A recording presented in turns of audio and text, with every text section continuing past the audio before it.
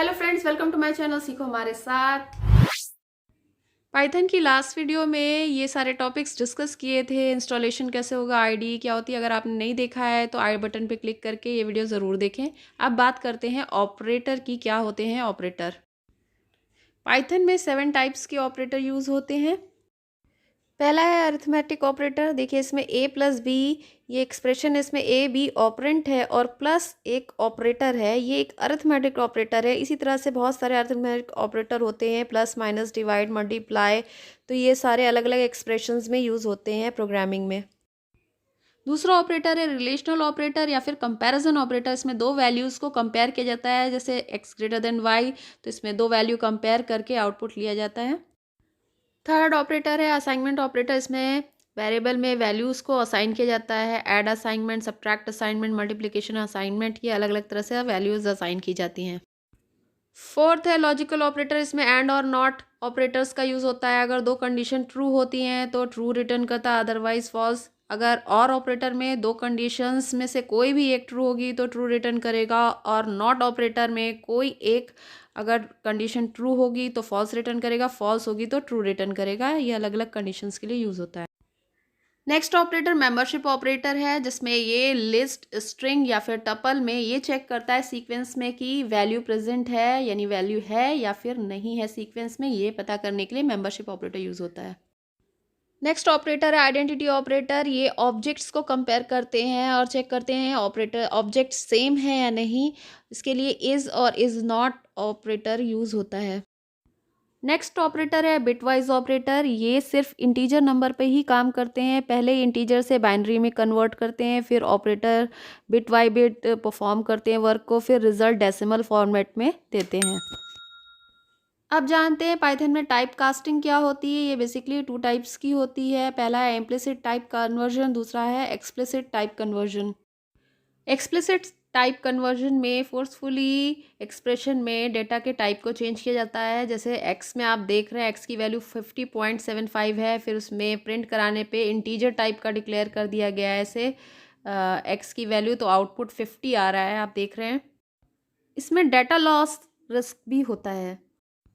अब बात करते हैं इम्प्लिसिट कन्वर्जन की। इम्प्लिसिट कन्वर्जन में प्रोग्रामर खुद इंस्ट्रक्शंस नहीं देता है डेटा टाइप कन्वर्जन का, पाइथन खुद अपने आप ही ऑटोमेटिकली कन्वर्जन कर देता है डेटा टाइप। अब जैसा कि आप एग्जाम्पल में देख रहे हैं, num1 एक वेरिएबल लिया है जिसकी वैल्यू 10 है, num2 दूसरा वेरिएबल है, ये फ्लोट टाइप का है, उसकी वैल्यू 55 है। फिर sum1 में num1 प्लस num2 ऐड किया है, यानी एक फ्लोट एक इंटीजर वैल्यू ऐड करने के बाद उसे प्रिंट कराया है सम को, तो इसका आउटपुट 65.0 आएगा, यानी ऑटोमेटिकली एक फ्लोट वैल्यू आउटपुट में देगा। ये ऑटोमेटिक कन्वर्जन कर रहा है। इसमें प्रोग्रामर कोई इंस्ट्रक्शंस नहीं दे रहा है कि किस तरह से कन्वर्जन करना है। जैसे कि पहले बताया था एक्सप्लिसिट कन्वर्जन में प्रोग्रामर इंस्ट्रक्शंस देता था जिसमें डेटा लॉस होता था, लेकिन इसमें ऐसा नहीं होगा, ऑटोमेटिकली कन्वर्जन होगा। अगर आप पाइथन में किसी भी लाइन को कमेंट बनाना चाहते हैं तो उसके लिए आप लाइन से पहले हैश बना के लिखेंगे तो वो लाइन कमेंट बन जाएगी। जैसे हैश इम्प्लिसिट कन्वर्जन मैंने हेडिंग डाली, आपको ग्रे कलर में दिख रही होगी स्क्रीन पे, ये एक लाइन का कमेंट हो गया। अगर आपको मल्टीपल लाइन कमेंट में लिखनी है तो 3 बार कोट लगाएंगे तो वो लाइन मल्टीपल लाइन कमेंट में आ जाएगी। जैसे कि आपको स्क्रीन पे दिख रहा है, मैंने 3 बार कोट लगाया, फिर उसके बाद आप इसमें जो भी टाइप करेंगे वो कमेंट में आ जाएगा। पाइथन उसे कंपाइल नहीं करेगा या उसे कोडिंग में नहीं इंक्लूड करेगा, वो जस्ट कमेंट रहेगा। जैसा कि आपको पहले बताया कि पाइथन का जब एग्जीक्यूशन होता है तो सबसे पहले .py एक्सटेंशन की फ़ाइल बनती है जो कि सोर्स कोड फाइल होती है जिसमें हम टाइपिंग करते हैं प्रोग्राम की। फिर उसके बाद उसमें इंटरप्रेटर उसको बाइट कोड में कन्वर्ट करता है और वो .pyc फाइल में कन्वर्ट हो जाती है। फिर उसके बाद मशीन कोड जनरेट होता है और फिर कंप्यूटर पे हमें आउटपुट दिखता है। तो इस तरह से पाइथन में प्रोग्राम एग्जीक्यूशन होता है। फ्लो ऑफ एग्जीक्यूशन को 3 पार्ट में कैटेगराइज किया गया है। पहला सीक्वेंशियल स्टेटमेंट, दूसरा सिलेक्शन कंडीशनल स्टेटमेंट, तीसरा है इटरेशन और लूपिंग स्टेटमेंट्स। पहली सीक्वेंशियल स्टेटमेंट जिसमें नॉर्मली हम प्रोग्राम लाइन बाय लाइन लिखते हैं और उसका एग्जीक्यूशन भी लाइन बाय लाइन होता है, जैसे कि आपको स्क्रीन पे दिख रहा है, ये सीक्वेंशियल स्टेटमेंट्स है। दूसरा है कंडीशनल स्टेटमेंट, जिसमें कंडीशन दी जाती है, जिसमें इफ़ का यूज़ किया जाता है। इफ़ कंडीशन दी जाएगी, अगर वो कंडीशन ट्रू होगी तो उसके अंदर की ब्लॉक ऑफ स्टेटमेंट रन करेगी, अदरवाइज एल्स स्टेटमेंट की अगर आपने दी है तो वो रन करेंगी स्टेटमेंट्स। अब जैसा कि आप इस प्रोग्राम में देख रहे हैं, if age is greater than equal to 18, फिर उसके बाद कोलन लगाया गया है। तो सिंटेक्स का खास ध्यान रखना है कि कंडीशन जो दी गई age greater than equal to 18, उसके बाद कोलन लगाएंगे। फिर प्रिंट में जो भी मैसेज पास कराना है कराएंगे, एलिजिबल टू वोट। फिर इसी के अंदर एक और स्टेटमेंट डाली है नंबर इनपुट कराने के लिए। फिर इसमें एक और कंडीशन चेक की गई है कि नंबर 0 से अगर बड़ा है तो नंबर इज़ पॉजिटिव, 0 से छोटा है तो नेगेटिव होगा। तो प्रोग्राम को रन कराने के बाद आप इसका आउटपुट देख रहे हैं नीचे, एंटर योर एज। तो मैंने 25 एंटर किया है, एलिजिबल फॉर वोट आया है। उसी तरह से दूसरा नंबर इनपुट किया है मैंने 3, नंबर इज़ पॉजिटिव, ये मैसेज पास किया है। तो सबसे पहले जब हम कोई नंबर इनपुट करा रहे हैं, जैसे एज में नंबर इनपुट करा रहे हैं 25, तो वो एज वाले वेरिएबल में स्टोर हो रहा है और कंडीशन चेक हो रही है कि 25 18 से बड़ा है, तो पहला मैसेज आ गया एलिजिबल टू वोट। इसी तरह से दूसरा नंबर इनपुट कराया तो उसी तरह से कंडीशन चेक करने पे आउटपुट आया। इसी तरह से आप इफ़ के साथ एल्स का भी यूज़ कर सकते हैं। जैसे इफ़ कंडीशन दी और फिर एज कंपेयर कराई, एलिजिबल फॉर वोट आया, फिर एल्स आप लिख सकते हैं, एल्स कोलन लिखना होगा। फिर नेक्स्ट प्रिंट में स्टेटमेंट आप डालेंगे, you are not eligible for vote. अगर पहली कंडीशन ट्रू नहीं होती है तो एल्स वाली स्टेटमेंट रन करेगी। देखिए आउटपुट में आपको दिख रहा है, मैंने 17 डाली तो 17 18 से छोटा है तो you are not eligible for vote, else वाला स्टेटमेंट रन करेगा। जिस तरह से आपने इफ़ में कंडीशन डाल करके स्टेटमेंट प्रिंट कराई, एक ही स्टेटमेंट को आप इसमें चेक कराते हैं, इस तरह से एल्स इफ़ में मल्टीपल कंडीशंस चेक करा सकते हैं। तो इस तरह के आप प्रोग्राम बना सकते हैं जिसमें एक से ज़्यादा कंडीशंस चेक हो सकती हैं। उसके लिए देखिए एग्जांपल है प्रोग्राम का, जैसे इसमें पहले if age is greater than 18 colon, फिर स्टेटमेंट प्रिंट कराई एलिजिबल फॉर वोट।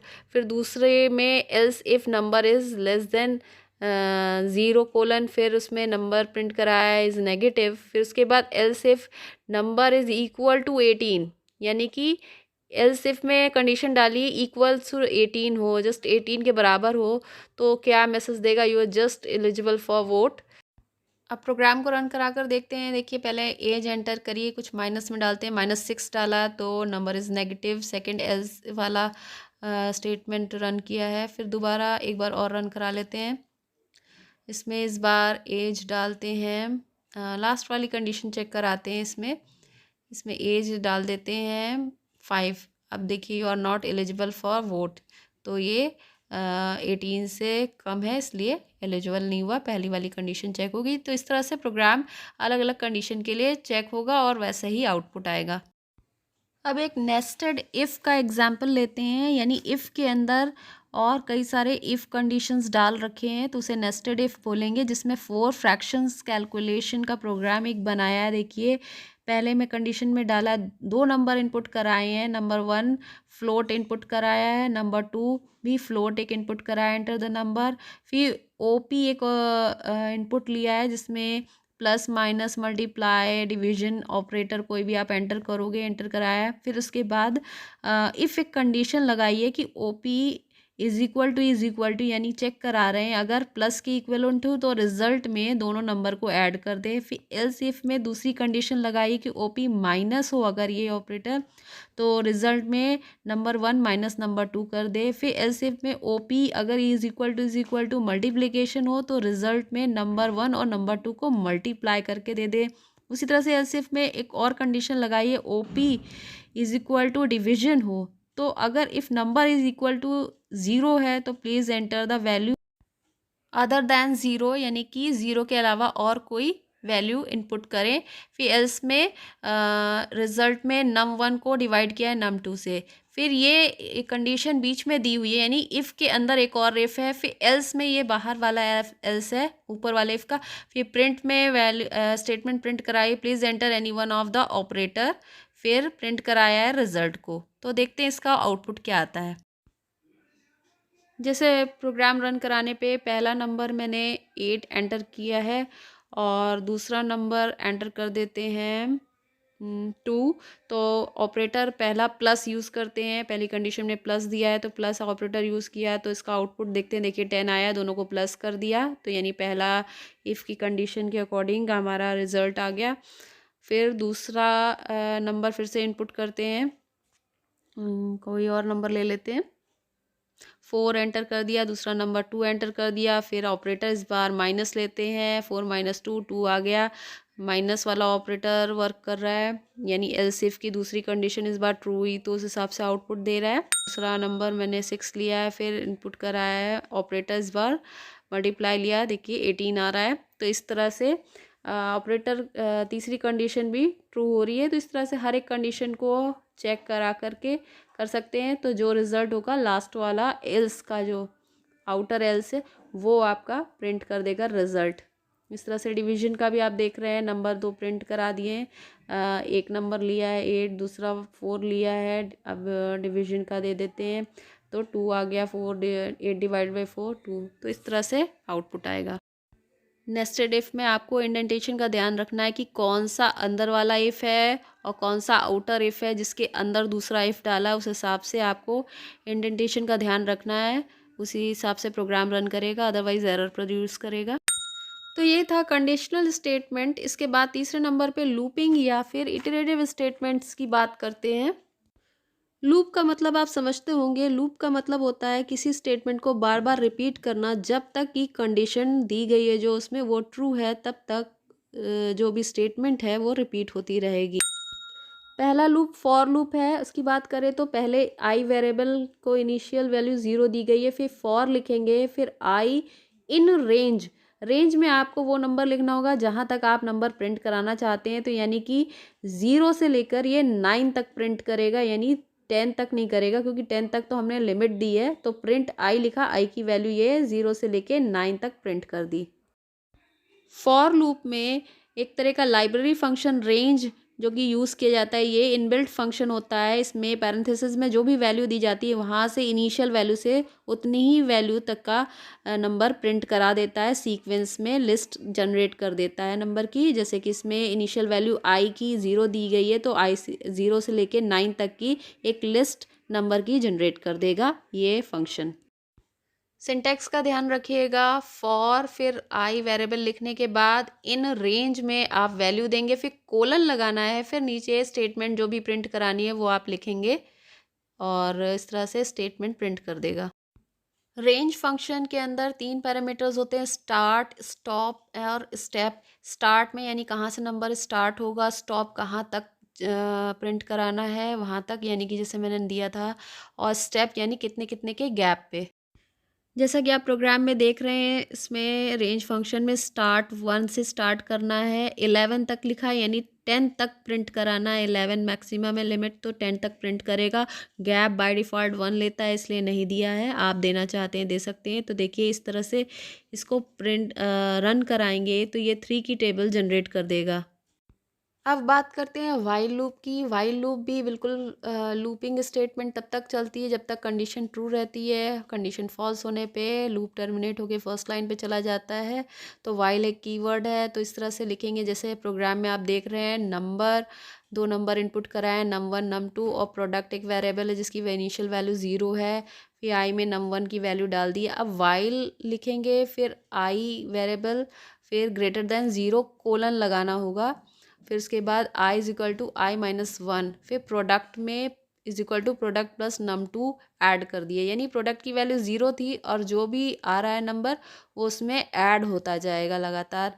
ठीक है, तो ये असाइनमेंट ऑपरेटर यूज़ हो रहा है, यानी प्रोडक्ट प्लस num2 कर सकते थे या product is equal to num2 कर सकते हैं। फिर तीनों की वैल्यू प्रिंट करा दी गई है, num1 num2 और प्रोडक्ट की। तो वाइल तब तक चलेगा जब तक जो मैंने आई में वैल्यू num1 की इनपुट करी है रन टाइम में, जब तक वो वैल्यू रहेगी ट्रू तब तक वो चलेगा। जैसे ही वैल्यू फॉल्स हो जाएगी, यानी कि कंडीशन फॉल्स हो जाएगा, ये टर्मिनेट हो जाएगा लूप। तो इसको रन करा के एक बार देखते हैं। अब देखिए इस प्रोग्राम को रन कराएंगे तो पहले नंबर की वैल्यू 2 दी है और दूसरे नंबर की वैल्यू 3 दी है। तो इसका प्रोडक्ट आया है, आउटपुट में 2 और 3 नंबर थे और लास्ट में प्रोडक्ट 3 आया है। अब देखिए प्रोग्राम में num1 और num2 की वैल्यू 2 3 है, आई को पास कर दी तो आई की वैल्यू 2 हो गई, कंडीशन ट्रू हो गई है। तो नम की वैल्यू लूप चला तो आई माइनस 1 हो गया, तो 2 माइनस 1 हुआ, उससे 3 ऐड हो गया, 0 प्लस 3। लेकिन दोबारा जब लूप चला कंडीशन तो ट्रू ही, लेकिन 1 माइनस 1 0 हो गया तो कंडीशन फॉल्स हो गई। इसलिए प्रोडक्ट 3 ही रहेगा, क्योंकि दोबारा उसमें और ऐड नहीं होगा, लूप वहाँ से दोबारा फिर आगे नहीं चला, टर्मिनेट हो गया। तो इस तरह से प्रोग्राम रन करता है। नेक्स्ट टॉपिक में आगे आपको और चीज़ें बताएंगे। आगे आने वाले वीडियोस में भी इसमें आपको और डिटेल में इंफॉर्मेशन मिलेगी, तो देखते रहिए और हमारी पाइथन की ये पूरी सीरीज ज़रूर देखिएगा। आई होप आपको ये वीडियो हेल्पफुल रहा होगा, और आपको अगर ये वीडियो पसंद आया है तो इसे लाइक, सब्सक्राइब और शेयर करना ना भूलें।